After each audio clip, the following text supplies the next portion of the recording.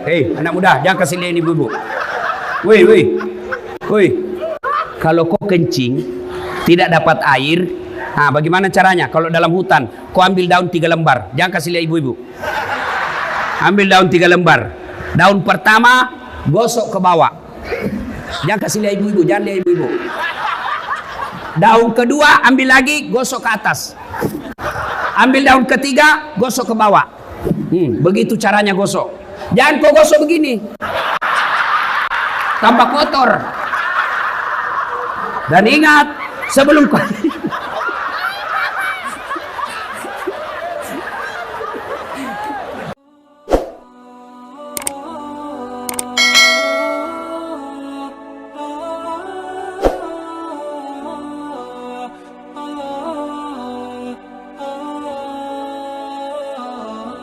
woi anak muda. Hei, kalian yang sudah punya KTP, jangan lagi kau terhasut kalimat yang mengatakan tidak usah kau urus politik. Jangan, salah kalian kalau tidak mau urus politik. Bodoh orang kalau bilang apa itu politik kotor. Kalau politik kotor tidak ada orang sarjana politik. Ya, jangan lagi kau berpikir tidak usah urus pilkada, tidak usah kau pergi nyoblos. Goblok. Tahu goblok? Beleng-beleng. Tahu beleng-beleng? Dongok. Ayo, kenapa perlu peduli politik? Dek, kamu bilang begini, sudahlah kau sekolah aja yang baik. Kau pergi sekolah dari jam 7, pulang setengah 4. Tiap hari kau ranking 1 selesai kuliah. Kau juara umum di kampusmu, IP-mu 3,9. Tapi yang memegang pemerintah di kotamu, wali kotamu tidak peduli lapangan kerja, maka lebih banyak orang luar masuk menjadi kerja di sini, kalian menjadi pengangguran, kalian IP-mu 3,9. Makanya, Ibu, di mana-mana pilkada banyak pemilihnya perempuan. Di mana-mana pemilih lebih banyak perempuan, termasuk di Tanjung Balai ini.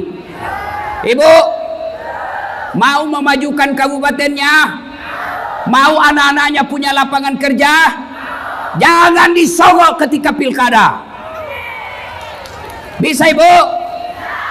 Maka orang yang dapat sogok ketika pilkada kena mati, mati kau dalam keadaan kafir. Termasuk anggota DPR yang terpilih karena nyogok.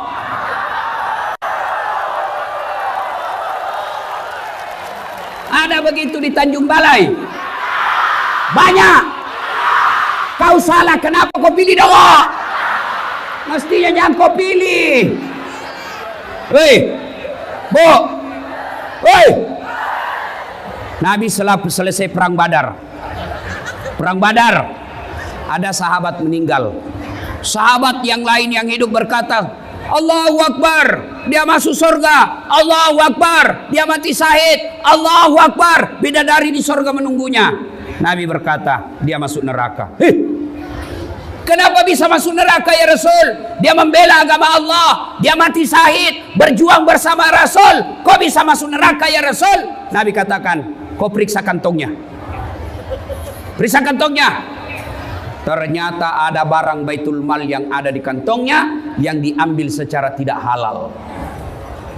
Coba, siapa yang bisa begini? Termasuk kepala-kepala dinas, kalau pindah rumah dinas hilang semua gorden.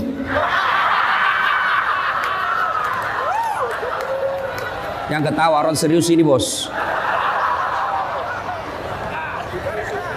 Gaspol toh? Waqala idzan, Allah kemudian berfirman, Bismillahirrahmanirrahim. Ya ayyuhalladzina amanu dukhulu fis-silmi kaffatan wa la tattabi'u khutuwatis syaitan innahu lakum aduwwum mubin.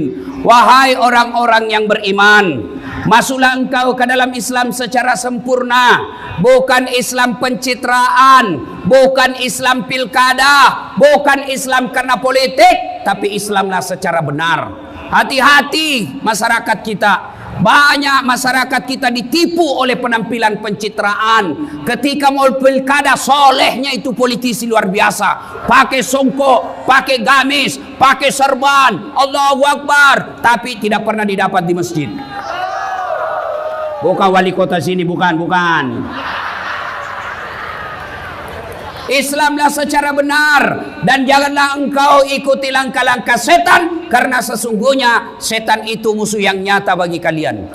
Ketika ibu melihat video saya mengajak tabligh akbar malam ini, ketika adik-adik sekalian melihat video saya di WhatsApp, di Instagram mengajak datang pada deklarasi ini, setan menggoda, jangan kau datang, lebih kau tidur, tinggal saja di rumahmu. Maka bapak ibu yang tidak datang kalah dengan setan. Tapi bapak ibu yang datang ini alhamdulillah berhasil mengalahkan setan yang di rumah. Alhamdulillah. Tapi apakah ibu bapak setelah duduk di sini, adik-adik setelah duduk di sini setan putus asa? Tidak, dia goda lagi kamu. Jangan dengar ceramah, pegang HP-mu. Maka orang-orang yang pegang HP itulah orang yang kena godaan setan.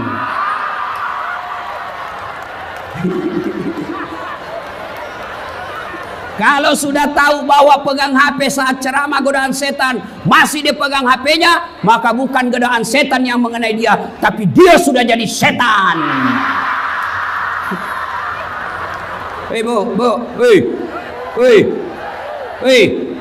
Simpan dulu HP-nya, ibu. Selama ibu pegang HP, pasti ibu tidak dengar ceramah. Sudahlah, tidak usah dulu berWhatsApp. Jauh-jauh kasihan saya datang ke sini baru kau tidak dengar saya ceramah. Kasihan. Selama ibu pegang ceramah begini, handphonenya pasti yang kuperhatikan monitor HP-mu. Kau tidak dengar ceramahnya Ustaz. Siaran langsung juga di Facebook. Baru umurnya sudah hampir 55 tahun. Pakai siaran langsung juga Facebook. Baru cuma 2 penontonnya. Beling-beling. Woi bu, simpan itu HP-mu. Ibu-ibu yang tidak mau pegang simpan HP-nya, yang pegang HP-nya selama saya ceramah, saya doakan suaminya kawin lagi. Kenapa bapak-bapaknya amin? Ibu-ibu yang pegang HP, kita doakan, ya Allah kasih jodoh lagi suaminya. Satu lapangan doakan suamimu. Sebentar foto-foto ibu, sebentar. Saya di Makassar Pak Wali, saya lagi ceramah, beginilah model saya. Tiba-tiba ada ibu-ibu di belakangi saya. Barusan ada orang saya ceramah di belakangi saya. Ternyata diambil HP-nya, selfie. Rata-rata fans saya kan ibu-ibu. Ibu-ibu yang sudah muka sakaratil maut. Capek sudah ceramah lah, sudah bilang Ustaz boleh selfie, sini terpaksa kita layani deh, karena kalau tidak update status Ustaz Dasat sombong banget, terpaksa kita layani selfie.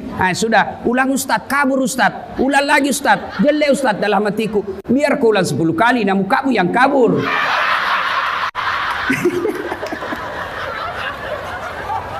Simpan HP, simpan dulu, simpan. Mohon berkenan Bapak Ibu sekalian, jangan ada yang siaran langsung. Bisa? Boleh bantu saya? Kasihanilah saya, jangan ada siaran langsung. Saya ini Pak, doktor di bidang komunikasi. Ilmu saya, doktor saya sekolah ke luar negeri, itu khusus berbicara, belajar tentang media massa, media sosial. Makanya gelar saya itu panjang betul. Sebenarnya ini Pak Wali masih ada kurang satu. Masih ada kurang gelarku satu ini. Di depannya masih ada kurang doktor. Nah itu di belakang PhD. PhD itu doktor luar negeri. Doktor DR. Nah itu doktor dalam negeri. Yang PhD saya sekolah ke luar negeri. Bicara soal media sosial. Saya pelajari media sosial Indonesia. Ada orang cari duit, cari nafkah. Dengan cara apa? Mencari-cari kesalahan Ustadz ketika dia siaran langsung. Simpan dulu HP ya, boleh ya? Minta tolong, tidak ada yang siaran langsung. Bisa? Oke. Wa qala idzan, bismillahirrahmanirrahim. Innallaha wa malaikatahu yusalluna ala nabi. Ya ayyuhalladzina amanu sallu alaihi wa sallimu taslima. sesungguhnya Allah dan para malaikatnya bersalawat kepada Rasulullah Muhammad sallallahu alaihi wasallam, maka wahai orang-orang yang beriman, bersalawatlah kalian kepada Rasulullah dengan sebaik-baik salawat. Maka saya mau ajak Bapak Ibu bersalawat. Mau? Bisa? Saya mau dengar mana lebih kencang suaranya ibu-ibu dengan bapak-bapak. Bisa? Kita tanding mana lebih kencang. Ayo Bu, yang merasa jenis kelamin laki-laki diam. Kita dengar dulu ibu-ibu. Ayo Bu, jangan mau kalah sama laki-laki. Ikut sama saya Bu. Salatullah ala toha. Kencang ibu, keras di belakang. Yang di belakang. Ala yasin. Alhamdulillah, sudah. Terima kasih Bu. Pak, ini bukan kencang. Ini yang disebut syahdu. Suara begini yang kasih nafsu kita laki-laki. Makanya Ibu, kalau kau ditelepon kepala dinas, jangan mendayu-dayu suaramu pegawai honor. Assalamualaikum Dek. Waalaikumsalam. Bagaimana Pak Kadis tidak nafsu? Lagi di mana Dek? Di rumah aja dong Pak. Yang kencang dong kalau ditelepon Pak Kadis. Assalamualaikum Dek. Waalaikumsalam. Lagi di mana Dek? Di rumah. Lagi ngapain? Apa kau tanya? Oh, enggak diteleponnya lagi kau besok itu. Ini telepon. Waalaikumsalam. Caleda. Ada juga bugis di sini. Pak Wali, di mana-mana saya ketemu orang Bugis. Saya pergi ceramah itu di Pulau Kijang, bahasa Bugis orang di sana. Saya pergi diundang ceramah di Kinabalu, Keke. Dia bilang orang sana, Ustadz, bahasa Bugis kau, capek sudah kita di ceramah orang Melayu. Saya pergi di Singapura, ada Bugis Street, jalan Bugis. Coba Pak, luar biasa. Saya di pelosoknya Kalimantan, namanya Biduk-Biduk, banyak orang Bugis. Begitu saya masuk penjara, banyak juga orang Bugis.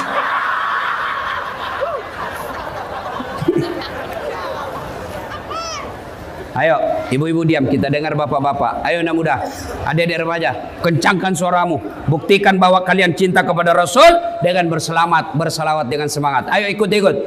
Salatullah ala toha Rasulillah. Salatullah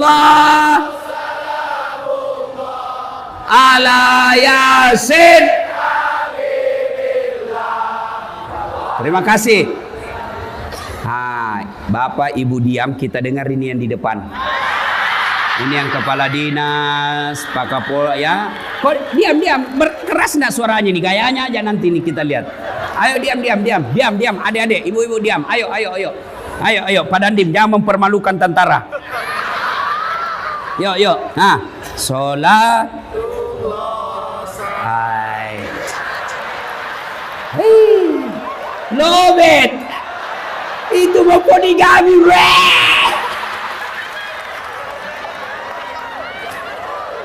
Ayo kita semua bareng-bareng semua, ibu, adik, remaja, laki semua, ayo bareng-bareng semua.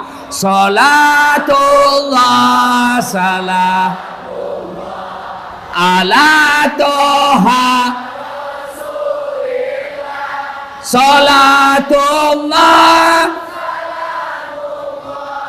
ala yasin.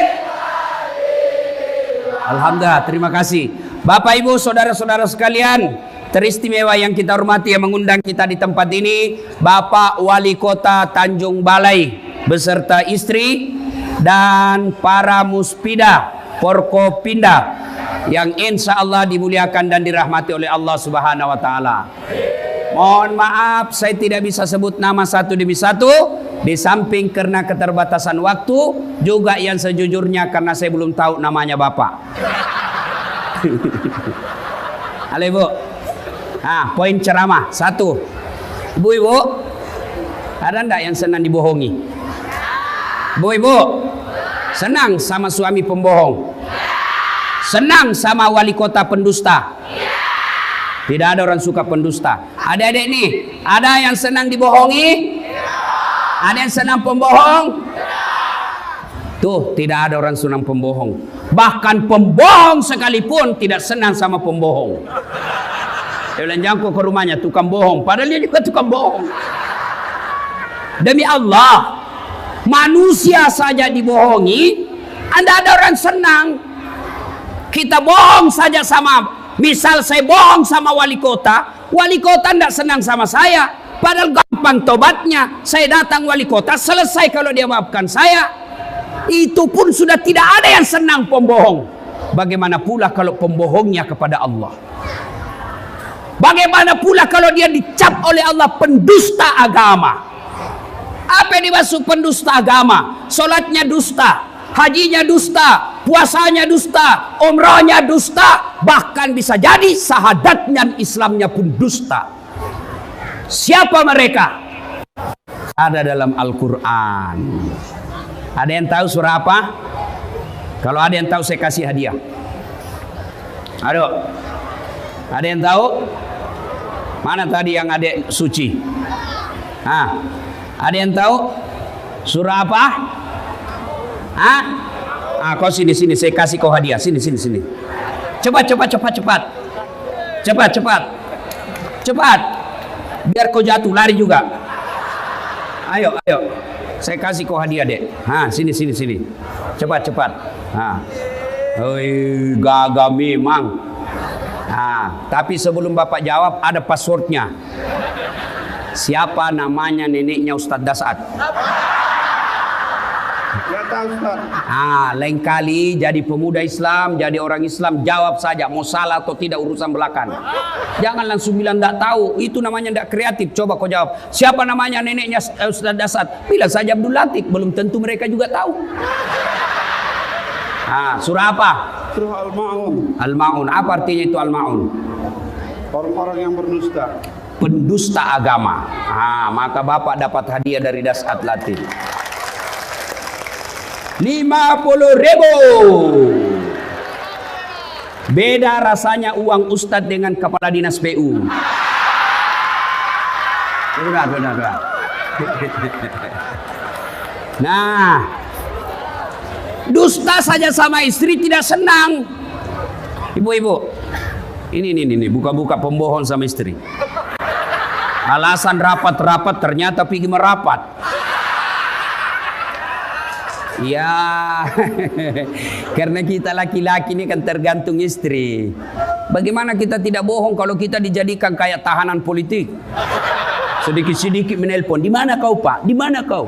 Di kantor. Bohong, di mana kau? Di kantor. Coba video call. Ini gendut. Lihat ini. Kita kayak di ini. Dia siksa suaminya kayak apa saja. Bagaimana kita tidak bohong?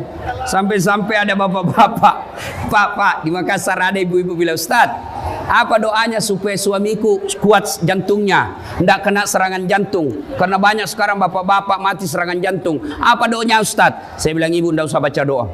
Bagaimana caranya Ustaz? Berhenti kau periksa HP-nya. Semakin sering kau periksa HP-nya, maka dia kena serangan jantung. Apalagi kalau lupa pasang password, mati didapat sudah. Bu,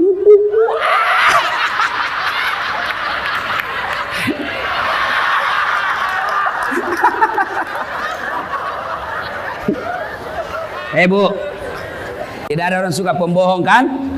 Coba, sakit hati kan ibu dibohongi? Tapi ketahuilah, Allah berfirman, Bismillahirrahmanirrahim. Ara'aital ladzi yukatsibu biddin. Tahu enggak kamu pendusta agama, kata Allah. Siapa mereka? Satu, mereka yang menghardik anak yatim. Coba, Bapak Kepala Dinas, Kesra, Kebersihan, Kapolres, Dandim, Sekda, Wali Kota, Bapak sholat tengah malam tiap hari, tahajud tiap hari, tadarus satu hari, bangun masjid. Tapi di samping rumah Bapak Ada anak yatim piatu, kita biarkan terlantar, bahkan dia tidak sekolah gara-gara tidak punya duit, maka bapak kategori termasuk pendusta agama. Hajimu dusta, puasamu dusta, salatmu dusta. Kenapa? Kau biarkan anak yatim piatu terlantar di samping rumahmu. Termasuk pengurus panti asuhan yang dia kaya, dia pakai mobil, dia ber-AC kamarnya, anak yatimnya dia sengsarakan. Itu pendusta agama itu. Kalau bapak dusta sama saya, gampang taubatnya.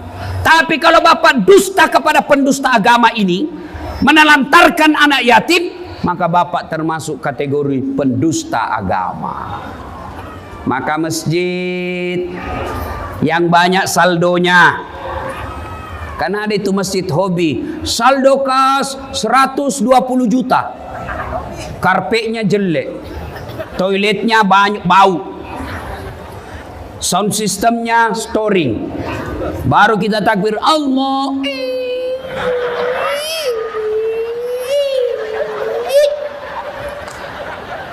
Ada juga masjid begitu, saldo kasnya 120 juta, toiletnya tidak ada airnya. Selesai, tidak ada air.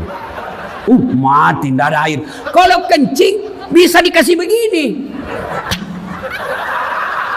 Selesai. Jangan ketawa ibu, ini urusan laki-laki. Woi, jangan lihat. Hei, anak muda, jangan kasih lihat ibu-ibu. Woi. Kalau kau kencing tidak dapat air, nah bagaimana caranya? Kalau dalam hutan, kau ambil daun 3 lembar. Jangan kasih lihat ibu-ibu. Ambil daun 3 lembar. Daun pertama gosok ke bawah. Jangan kasih lihat ibu-ibu, jangan lihat ibu-ibu. Daun kedua ambil lagi, gosok ke atas. Ambil daun ketiga, gosok ke bawah. Begitu caranya gosok. Jangan kau gosok begini, tambah kotor. Dan ingat, sebelum kau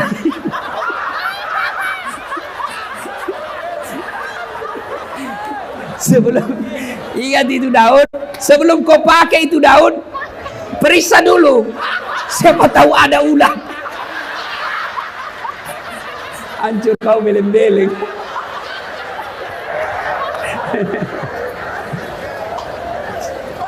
Ayo, Bapak Ibu pengurus masjid, takmir masjid, masjid sudah habis dia mau dibangun, sound systemnya baik, karpetnya baik, sudah ber-AC, tidak ada lagi pembangunan, tapi ada saldo kas 100 juta sampai 150 juta, maka bapak wajib cari anak fakir miskin yang ada di sampingnya, anak yatim piatu yang ada di sampingnya, biayai ongkosi sekolahnya, maka itu jalan yang tepat.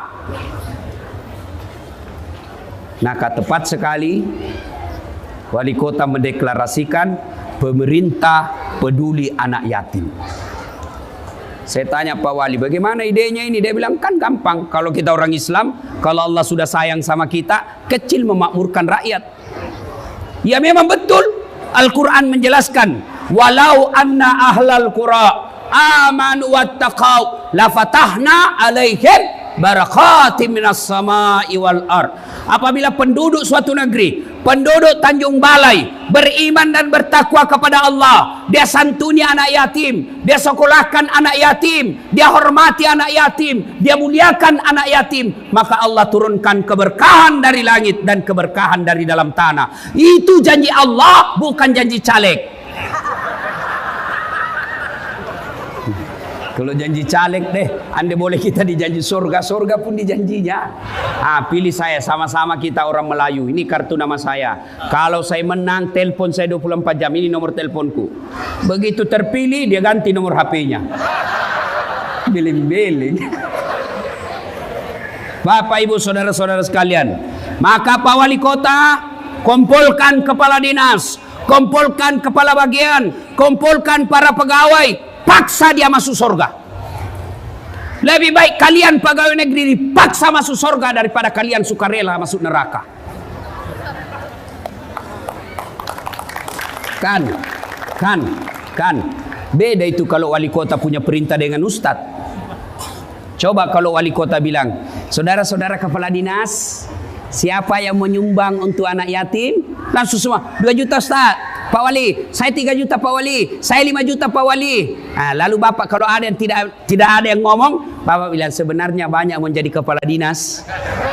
Kalau Bapak tidak siap membantu anak yatim, ya saya mohon dengan hormat Bapak minggir dulu jadi kepala dinas. Oh, langsung nyumbang semua 10 juta Pak Wali.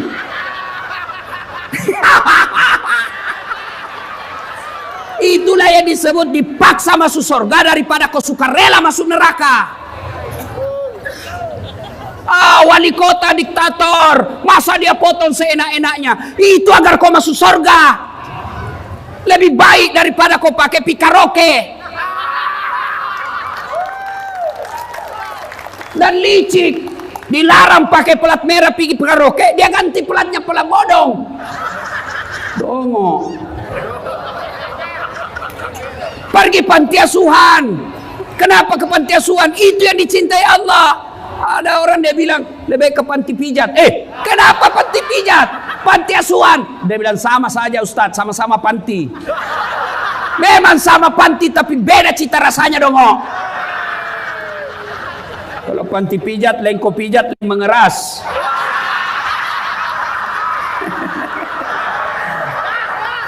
Gaspol. Gaspol. Oi Bu, bagaimana suamimu tidak selalu ke panti pijat? Nah, kau tidak pernah pijat suamimu.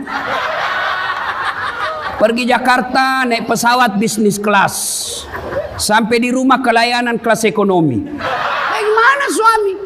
Kan enak juga itu kalau suami capek pergi kerja, seharian dicarikan duit, pulang suaminya dia sambut dengan senyum, sudah rapi dengan pakaiannya, lipstiknya sudah baik, bedaknya, baunya sudah harum, bajunya matching, lalu datang suaminya dia sambut, Assalamualaikum kakandaku Arjunaku. Lalu suaminya berkata, Waalaikumsalam adindaku Sri Kandiku. Langsung dia bilang istrinya, abang gagak betul hari ini. Langsung suaminya berkata, berarti saya jelek kemarin. Lalu tampillah istrinya. Suaminya tadi dia dengar kabar dimarah-marahi sama wali kota karena salah melaksanakan tugas. Lalu istrinya tampil berkata, sabar bang, memang beginilah jadi bawahan. Kadang kala kita baik, kadang kala kita salah. Apa boleh buat? Masa abang yang mau marah wali kota? Ya wajarlah abang dimarahi sama wali kota. Lalu ibu sekati dia buka sepatunya sambil ibu dekap lagi lalu menyanyi, bila kamu di sisiku hati rasa syahdu. Langsung suaminya berkata, bulan depan ku belikan kau cincin. Masuk lagi kamar suami, kamarnya berantakan, mau marah, datang lagi istrinya, dia sambut suaminya sambil dia peluk dari belakang sambil menyanyi, insaflah wahai manusia bila dirimu bernoda. Wah, tenang itu suami. Yang malah sebaliknya di kantor wali kota sudah dimarah-marahi sama wali kota. 2 bulan yang akan datang dia pensiun, kan makin stres. Lalu sakit-sakitlah suaminya, dia pangkulah suaminya sambil menyanyi, bila Israel datang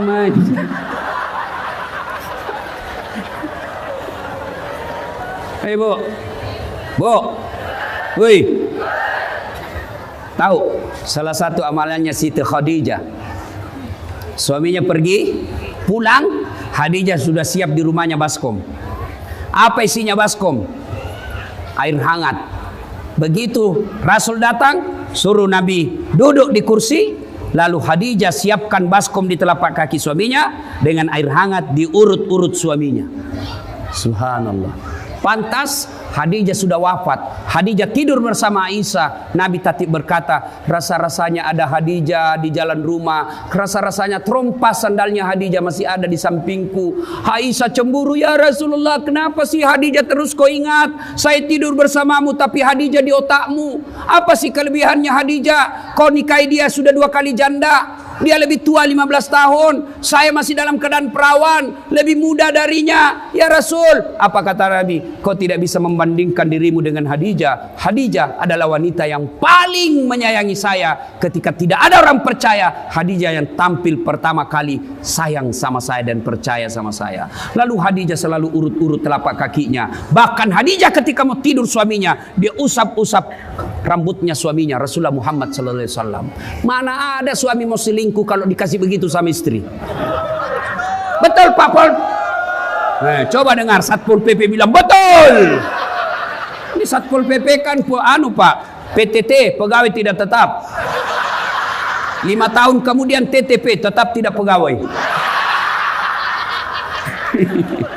Salatullah salam ala toha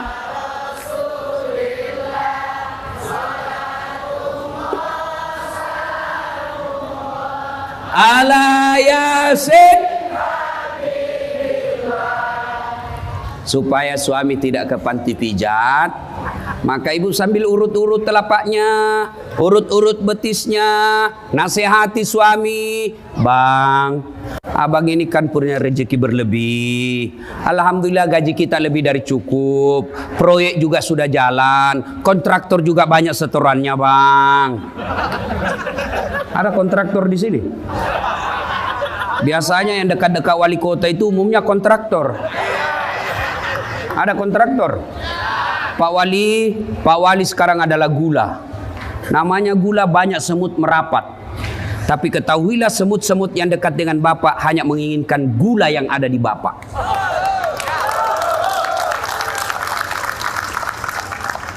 Maka tidak semua yang dekat sama Bapak niatnya baik, senyumannya tulus. Lebih banyak yang ingin dapat proyek. Bapak setiap jabat tangan sama mereka, ucapkan ta'us, berlindung kepada Allah dari godaan setan yang terkutuk. Bagaimana caranya? Begini. A'udzubillahi minasyaitonirrajim. Saya berlindung kepada Allah dari godaan setan yang terkutuk. Bos, pernah dengar ceritanya kontraktor di akhirat? Pernah? Jadi ini penghuni sorga sama penghuni neraka SMS-an. Dia bilang penghuni sorga, bagaimana kabarmu di situ? Dia bilang, wah anda enaknya di sini, di blender terus. Kamu di situ bagaimana? Kata penghuni sorga, masya Allah, alhamdulillah kami dulu bantu anak yatim, meskipun hanya 10.000 tiap bulan.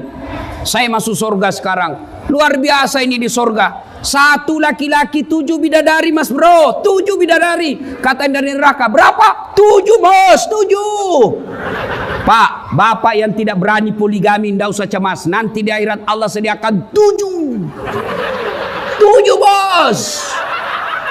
Dan itu bidadari perawan terus, tidak pernah kentut. Tidak seperti istri di rumah 7 kali kentut 1 hari. 1 bulan hilang sinyalnya. Ini bidadari perawan terus 7. Bapak tenang, Pak Dandim 7 bos. Tenang, sediakan saja fisik yang kuat. Terancam Ibu Dandim. Langsung dia bilang, ada jamaah saya di Makassar, dia bilang, Ustaz, betulkah itu 1 laki-laki nanti di surga 7 bidadari? Iya Bu, jadi suamiku nanti 7 bidadarinya. Iya. Kalau dia masuk surga. Saya bilang, Ustaz, bolehkah saya berdoa? Apa mau berdoa Ibu? Ya Allah, tidak perlu kau berikan suamiku bidadari, cukuplah aku bidadarinya dunia sampai di akhirat ya Allah. Saya bilang, sini kau Bu, kau sudah siksa suamimu di dunia, kau mau lanjut lagi di akhirat, beleng-beleng ini. Sampai jam berapa orang ceramah ini? Hah? Sampai berapa?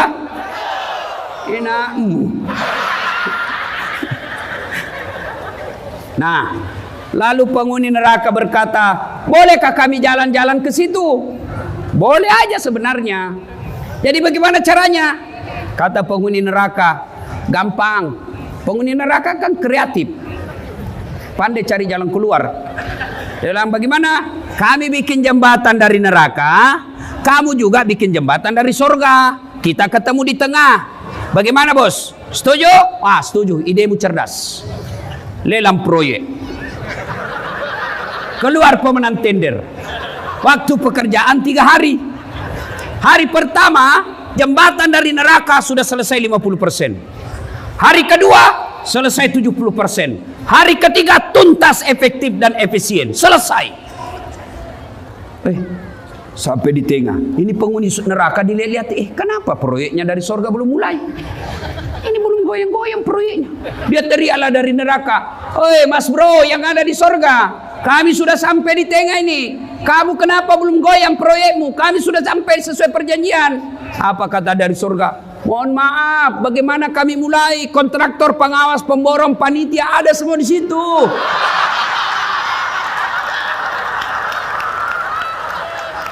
Di sini cuma penghafal Quran.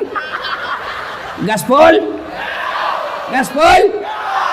Maka Pak Wali-wali hati-hati, apalagi dekat pilkada, dekat hati-hati sama pemborong. Pemborong ini biasa jadi tim sukses. Dia yang sukses. Disuruh bikin baleho 10, 5 aja dia bikin. Hati-hati Pak. Saya berwasiat kepada Bapak, hati-hati dalam pilkada. Tidak semua yang membantu Bapak niatnya baik, malah lebih banyak mengharap proyek. Mati kau kontraktor.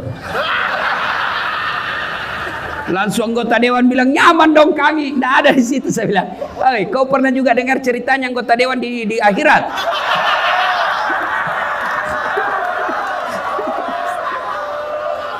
Pernah dengar? Jadi ada penghafal Quran, anak yatim piatu, masuklah dia dalam surga. Dilihat, kenapa banyak anggota dewan di sini? Di negaraku banyak ditangkap gara-gara korupsi. Kok bisa berkeliaran di surga mereka ini? Dia datang sama penjaga surga, malaikat.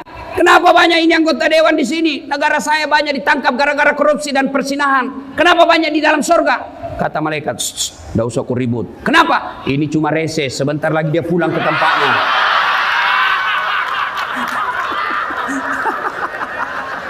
Salatullah salam ala toha.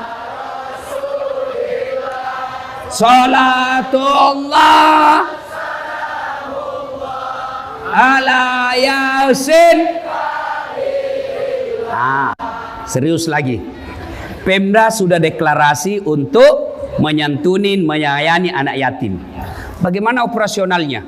Kan tidak enak kalau wali kota saja sama wali kota masuk surga gara-gara yantuni anak yatim. Di dunia sudah jadi wali kota, di dunia sudah jadi istri wali kota, yang kadang-kala SK juga menentukan.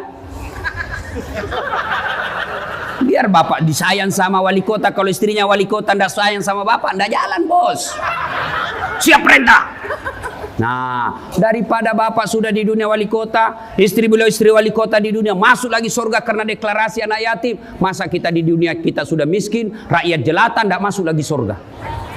Bagaimana caranya? Mulai besok di masjid, seluruh masjid membuka celengan, membuka apa itu? Kota amal khusus menyantuni anak yatim.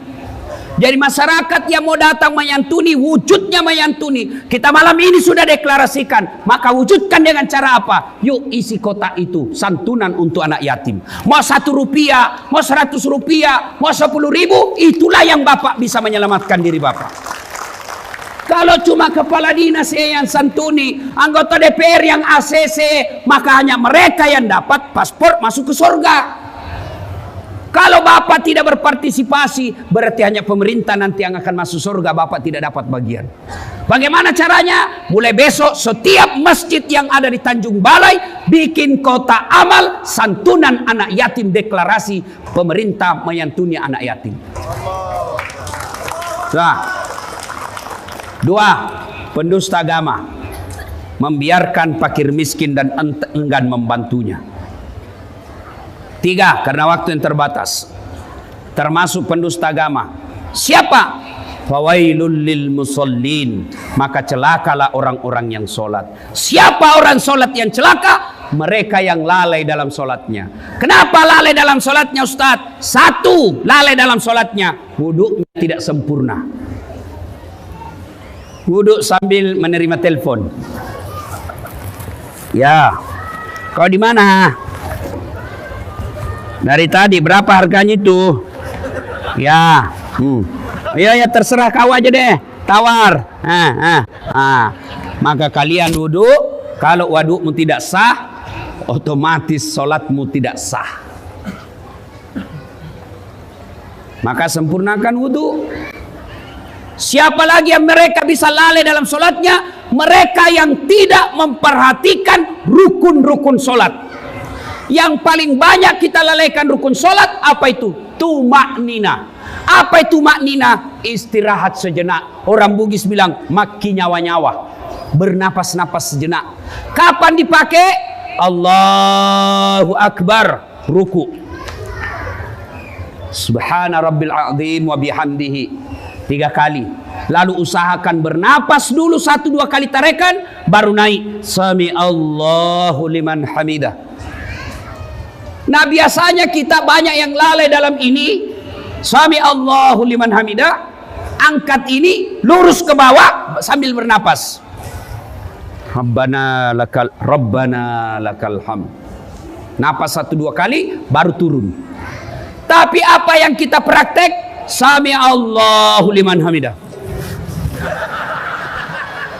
Jangan ketawa bos, serius ini. Maka wajar bapak 30 tahun sholat, bapak yang sholat tapi bapak tukang tipu.